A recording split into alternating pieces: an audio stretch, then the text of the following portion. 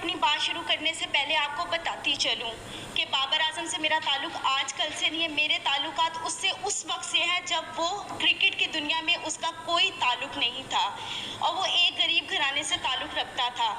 आप हम सब तमाम सहाफ़ी भाइयों से मेरी रिक्वेस्ट है कि मुझे इंसाफ दिलाया जाए और मैं उम्मीद रखती हूँ कि आप हर हाल में मुझे इंसाफ दिलाएंगे ताकि आइंदा कौम की किसी बेटी के साथ इस तरह की ज़्यादती ना हो जो मेरे साथ हुई है।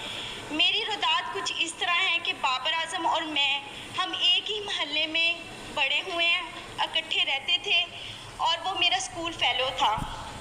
स्कूल की वजह से और एक जगह पे रहने की वजह से हम लोगों की बहुत अच्छी दोस्ती थी।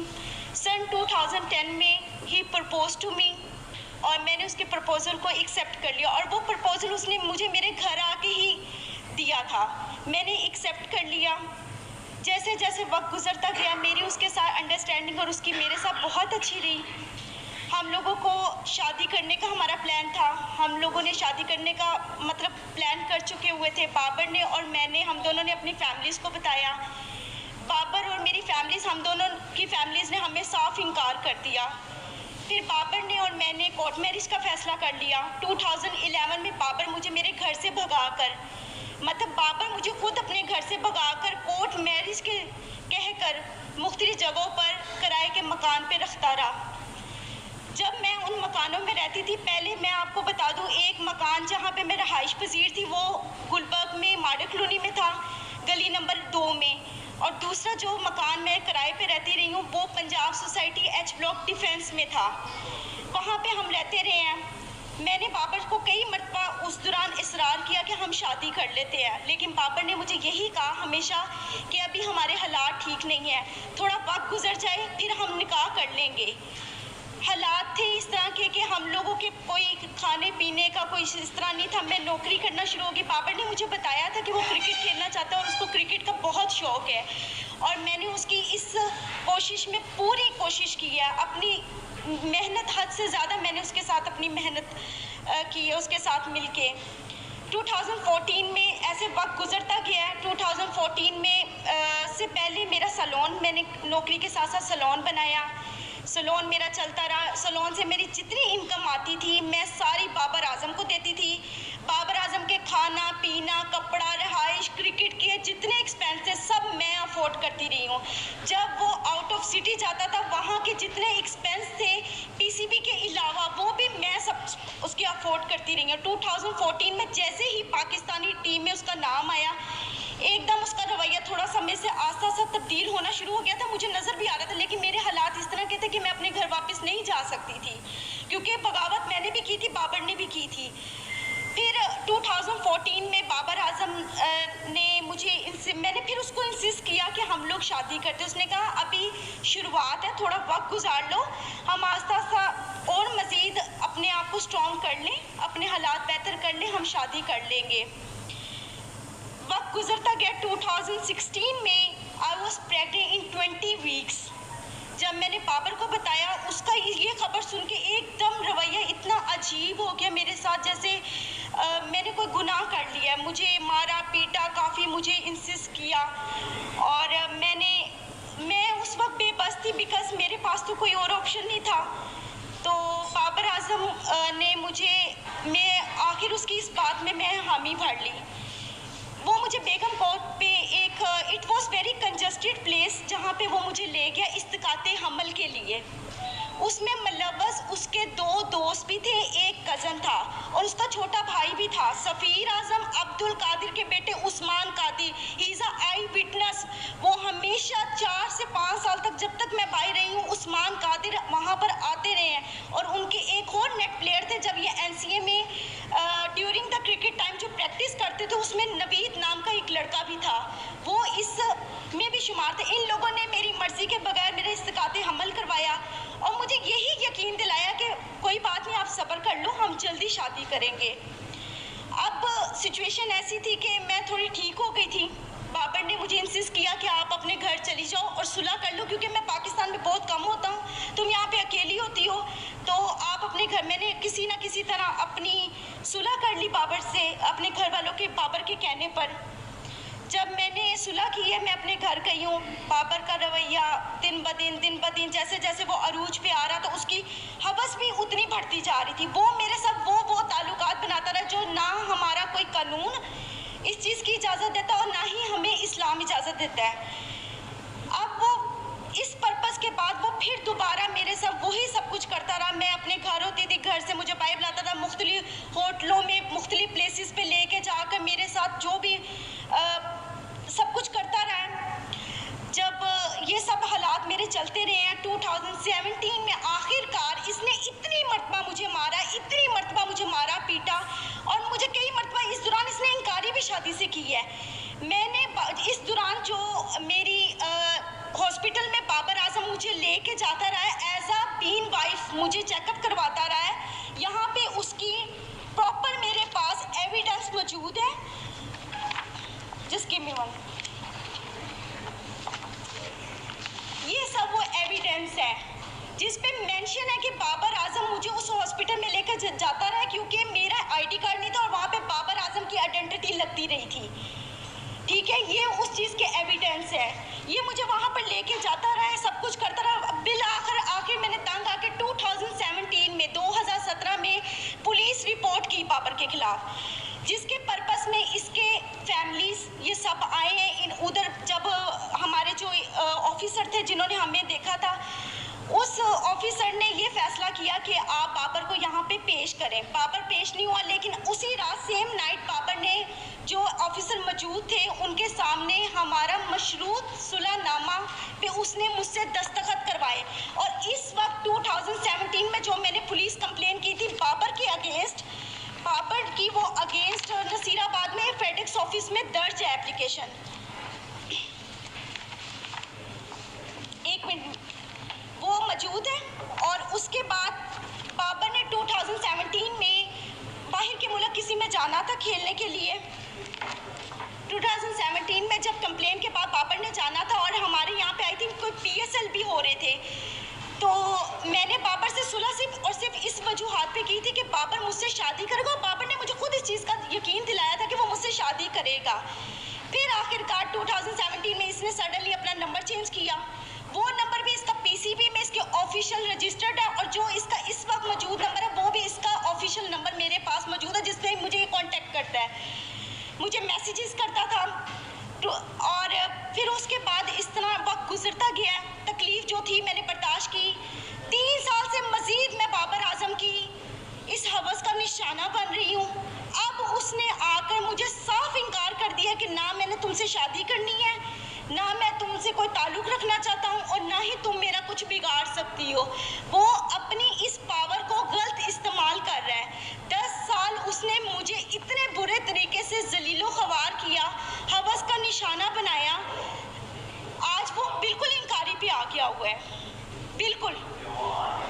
क्योंकि आज से 10 दिन पहले भी मैंने उसके खिलाफ पुलिस कंप्लेंट की, क्योंकि 20 नवंबर को जब इसने जाना था उससे एक दिन पहले, मैं आपको लाइव उस चीज़ के सब सबूत दिखाती हूँ। इसने मुझे कॉल की, इसने कहा अगर तुम किसी भी पुलिस के पास गई या तुमने मुझसे अब मुतालबा शादी का किया तो तुम अपनी जान से भी जाओगे, और तुम्हें यही नहीं पता कि मैं तुम्हारे साथ करूँगा, क्योंकि सारी ज़िंदगी उसने मुझे मारा पीटा तो वैसे बहुत ज़्यादा है।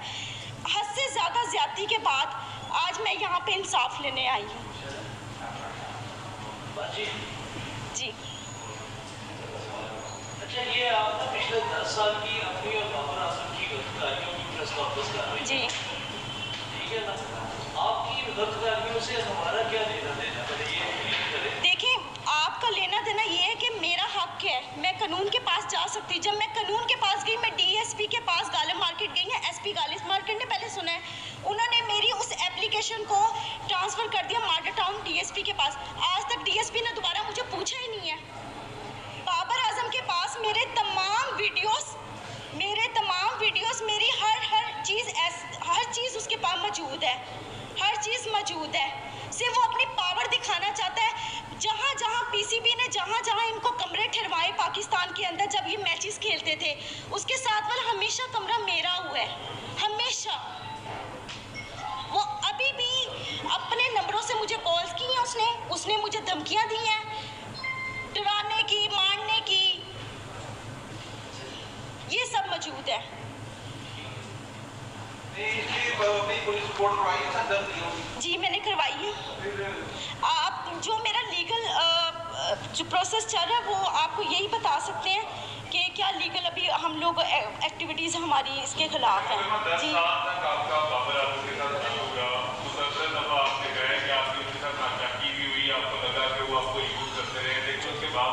देखिए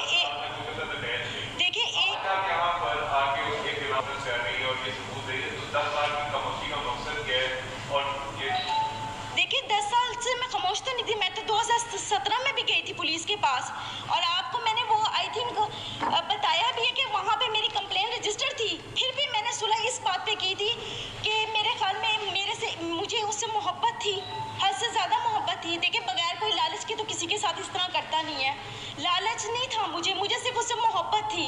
और वो मैच में जाकर पिछले इसके मैचों में 17 से पहले जाकर आप देख सकते हैं बाबर आजम के कभी किसी भाई ने किसी बाप ने वहाँ पर आकर देखा कि बाबर आजम क्या कर रहे हैं वहाँ पे, कभी भी किसी ने नहीं देखा। और आज तक 10 सालों में मैं बाबर आजम के एक पैसे की रवादार नहीं हूँ, क्योंकि मैं खुद सेल्फ मेड वूमेन हूँ, खुद कमाने वाली हूँ, क्योंकि मैंने बड़ी मेहनत की है दिन रात इसके पीछे कि ये किसी स्ट्रगल करके इसकी कि ये किसी मुकाम पे पहुंच जाए। No doubt he is a very brilliant player, उसने मेहनत की है, लेकिन उस मेहनत के अलावा इंसान को और भी चीज़ों की ज़रूरत होती है। मेंटली तौर पे, फिनेंशली तौर पे सबसे बड़ा हमारा जो पॉइंट होता है वो फिनेंशली तौर पे होता है सबसे बड़ा। आज तक बाबर के हर मोबाइल, हर चीज़ का सबूत मेरे पास मौजूद है, हर चीज़। कितने को फाइनेंशियली कितनी सपोर्ट की है अपने बाबा सर 4 साल में आप सुबह से रात तक, अगर मैं ब्यूटी पार्लर में 30,000 रुपया अर्निंग कर रही हूँ, 40,000 रुपया अर्निंग कर रही हूँ, वो सिर्फ और सिर्फ बाबर आजम के ऊपर ही जा रही है। सर करोड़ों की मलकियत होगी। 70 लाख रुपया का तो मेरे ऊपर सूद चढ़ा के ये किया था, जो मैंने आके 1 साल पहले उतारे हैं। इसको मोबाइल इंस्टॉलमेंट्स पे ले के आईफोन आईफोन 4 सीरीज से लेके आईफोन 8 प्लस तक सीरीज मैंने इसको लेकर दी है। अगर आपका फाइनेंशियल तौर पर डैमेजेस देखे जाए, आपका कितने का क्लेम बनता है? सर मेरा करोड़ों रुपए का बनता है, करोड़ों रुपए का। सर देखिए बात बताऊं क्या है, अगर आप किसी के खिलाफ जाना चाहें ना तो आप उसके प्रूफ भी इकट्ठे कर करके रखेंगे। जिस इंसान का दिल साफ हो वो वहाँ पे कीमतें थोड़ी बैठ के लिख रहा होता है। मैं आपको ये बता रही हूँ कि आज मेरा मुतालबा उससे पैसों का नहीं है, मेरा उससे मुतालबा सिर्फ और सिर्फ इस बात का है कि मेरी इतनी मेहनत का उसने मुझे क्या सिला दी है। आज लड़कियों के खिलाफ दबाव देती है? जी मैंने दे दी हुई है। अगर आपके जो मुतालबात हैं या आपकी बात वो मुझसे शादी करे, मैं करूंगी, मैं हर जगह पे जाके अब करूंगी, क्योंकि मुझे नजर आ गया कि बाबर की तरफ से मुझे साफ इंकारी है, साफ इंकारी है। इस सारे मामले में आपने पीसीबी को आज तक शिकायत है? मैंने आज से 1 महीना कंटिन्यूसली पीसीबी के वहाँ पे फ़ोन किए, मुसलसल फ़ोन करती रही हूँ उनको। जब मैंने ये अपना जो था मैटर बताया, उन्होंने कहा ये हमारे प्लेयर की पर्सनल लाइफ है, हम नहीं डिस्कस करना चाहते। मैं पुलिस के पास गई, पुलिस ने जो मेरे साथ किया वो मैंने आपको बता दिया। अगर हमारा कानून इतना स्ट्रॉन्ग हो तो आज मैं यहाँ पे आके बैठ के आप लोगों के सामने दलीलें पेश ना करूँ।